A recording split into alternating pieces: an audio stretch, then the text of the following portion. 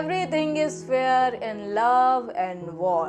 नमस्कार, मैं हूं प्रणता विश्वकर्मा और टेल 360 के चौथे एपिसोड में आप सभी का स्वागत है। तो आज हम बात करने वाले हैं जंग के मैदान में छिड़ी एक ऐसी प्रेम कथा की जिसमें ना तो लैला है, ना हीर है, ना ही जूलियट है। ये बात है सन 1930 की, जब पूरी दुनिया एक दूसरे से लड़कर जीत हासिल करने में जुटी हुई थी। तब गिलबर्ट और जॉर्डन एक दूसरे के लिए अपना दिल हार चुके थे। यस, दे वर अ गे कपल। तो एलजीबीटी कम्युनिटी को आज भी टैबू मानने वाले लोगों, सुनो, इस वीडियो को लास्ट तक देखो और सीखो कि सच्चा प्यार होता क्या है। तो हमारी कहानी की शुरुआत करते हैं इन दो लव बर्ड्स की पहली मुलाकात से, सन 1938 in a boat house, in a romantic boat house. इस कहानी के कैरेक्टर्स जानने के बाद भले ही ये कहानी कुछ लोगों को नॉर्मल लव स्टोरी से थोड़ी अलग लग रही हो, लेकिन believe me, it's the same Bollywood romantic.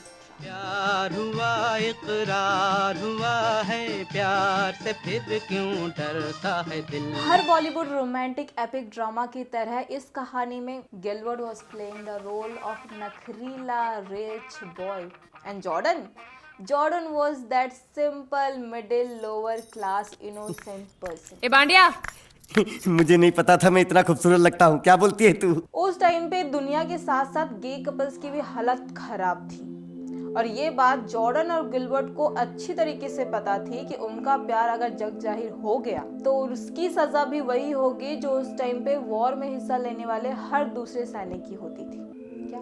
मौत। लेकिन उनके केस में डिफरेंस यही होता कि उन्हें मारने वाले उन्हीं के देश के लोग होते। Point to be noted, Gilbert और जॉर्डन दोनों ही आर्मी में सोल्जर्स थे और वॉर सिचुएशन की वजह से फोन कॉल्स टैप होना बहुत ही नॉर्मल बात थी। तो उन दोनों के पास उस टाइम पे कम्युनिकेशन का सिर्फ एक ही सिक्योर मीडियम था, लेटर्स।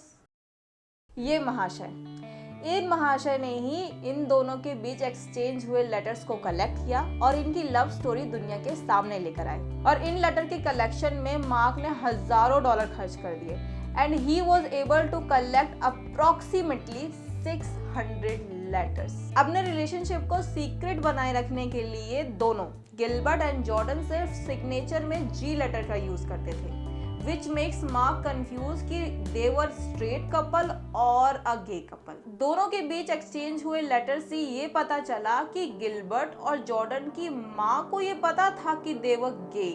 देखा, माँ सब जानती है। तू कितनी अच्छी है। लेकिन उनके डैड्स को ये पता था, नॉट कन्फर्म। दोनों का प्यार परवान चढ़ रहा था।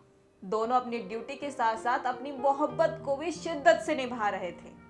लेकिन तभी गिलबर्ट के साथ काम करने वाले एक सोल्जर के हाथ में गिलबर्ट या जॉर्डन दोनों में से किसी एक का लेटर लग गया।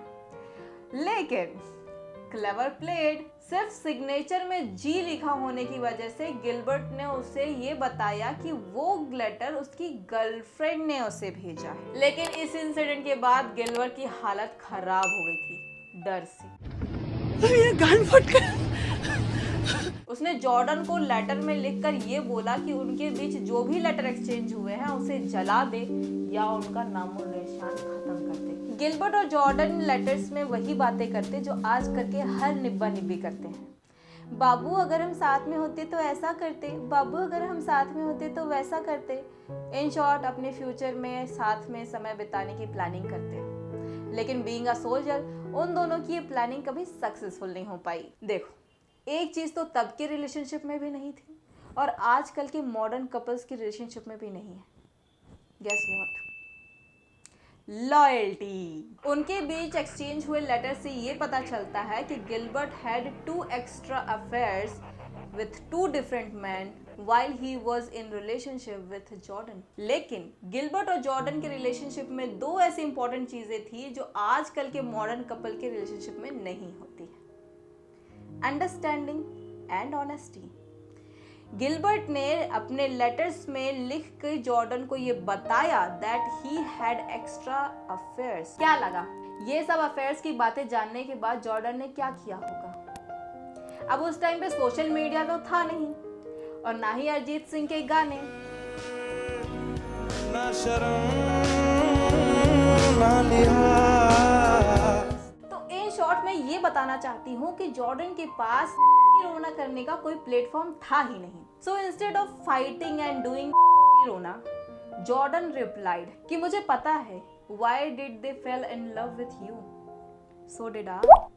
तो उन्होंने बाबू सोना वाली बातों के बीच में एक बात ये भी बोली थी कि क्या हो कि अगर आने वाले ज़माने में जब लोग ज़्यादा खुले मिजाज के होंगे, ज़्यादा मॉडर्निटी होगी, तब हमारे लेटर्स एक बुक की तरह पब्लिश हो। तो मार्क हिग्नेट ने डिसाइड किया कि क्यों ना उनके इस सपने को साकार किया जाए। तो उसने उनके लेटर्स को कंपाइल करके 2018 में एक बुक पब्लिश की, सोल्जर्स इन लव। तो अगर ये लव स्टोरी आपको पसंद आई तो इस वीडियो को लाइक करना, कमेंट करना, शेयर करना और सब्सक्राइब करना बिल्कुल ना भूलें और बेल आइकन दबाएं for latest new update. Signing off.